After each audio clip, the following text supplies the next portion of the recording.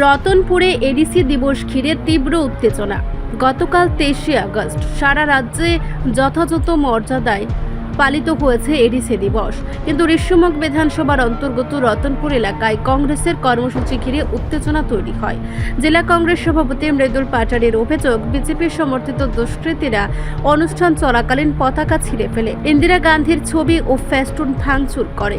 তিনি ঘটনাটিকে নিন্দনীয় বলে অভিহিত করেছেন। এডিসি দিবস কেবল রাজনৈতিক কর্মসূচি নয়, বরং জনজাতি সমাজের সাংবিধানিক অধিকারের দিন বলে দাবি কংগ্রেসের। ঘটনার পর প্রশাসনের কাছে লিখিত অভিযোগ দায়ের করেছে তারা। জেলা কংগ্রেস জানিয়েছে, দোষীদের দ্রুত গ্রেফতার না করলে রাজ্যে গণতান্ত্রিক পরিবেশ ক্ষতিগ্রস্ত হবে। ঘটনায় বিজেপির পক্ষ থেকে কোনো আনুষ্ঠানিক প্রতিক্রিয়া এখনো মেলেনি। রতনপুরের ঘটনায় উত্তেজনা, প্রশাসনের পদক্ষেপের অপেক্ষা। আপনারা জানেন, গতকাল 23শে আগস্ট সারা ভারতবর্ষে এডিসি দিবস পালন করা হয়। যথারীতি দক্ষিণ ত্রিপুরা জেলায় প্রায় 30টি জায়গাতে এই এডিসি দিবস পালন করা হয়,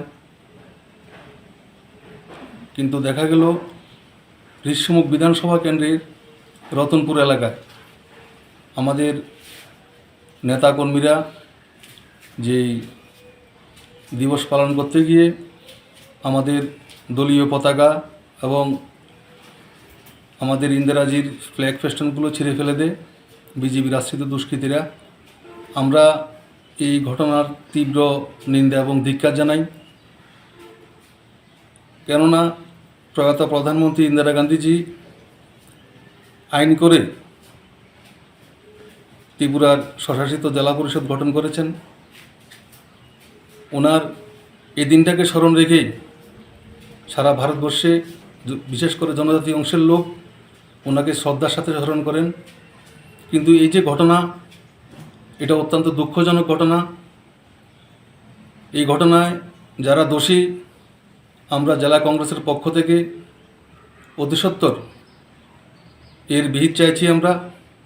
আমরা মানুষের কাছে যাব এই ব্যাপারে, কেননা গণতান্ত্রিক যে অধিকার, ভারতের সংবিধান আমাদেরকে যে অধিকার দিয়েছে, সেই মোতাবেক আমাদের দলীয় বিভিন্ন অনুষ্ঠান, দেশের সার্বভৌমত্ব রক্ষা করার জন্য যা যা করণীয় আমরা ভারতীয় জাতীয় কংগ্রেসের পক্ষ থেকে আমরা সেটা করব।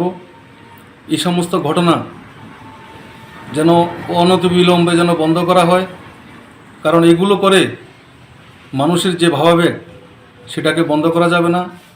আমরা প্রশাসনের কাছে দাবি জানাচ্ছি, এই সমস্ত ঘটনা সুস্থ তদন্তক্রমে দোষীদের চিহ্নিতকরণ করে যেন ব্যবস্থা নেওয়া হয়। ধন্যবাদ। রিপোর্ট সংবাদ প্রতীক্ষা।